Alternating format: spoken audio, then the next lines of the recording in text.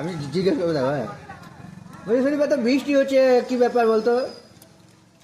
সকালবেলায় মুক্ত ভাই আসছিল, এসে বললো বলছে কদিন আগে এই এরোপ্লেনগুলা আকাশে ঘোরাঘুরি করছিল না, সেই এরোপ্লেনগুলা মোদী সরকারের তত্ত্বাবধানে নাইট্রোজেনে কোনো অ্যামোনিয়াম গ্যাস পাইল করে আকাশে ছেড়ে দেওয়া হয়েছে।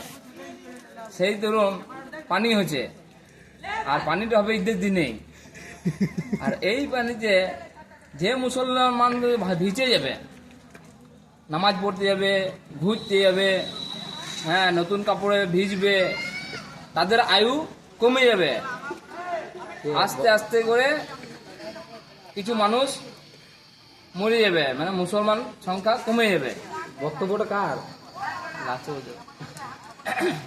তো লোক সংখ্যা জনসংখ্যা কমানোর জন্য মোদী সরকারের এই প্ল্যান ঈদের দিনে যাতে মুসলিম কমে, এই বৃষ্টিতে যে যে ভিজবে।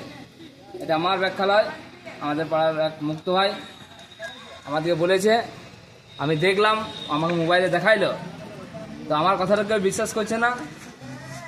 তো মুক্ত ভাইয়ের কাছে যদি প্রুফ চাও তোমরা নিতে পারো, ওর মোবাইল আছে।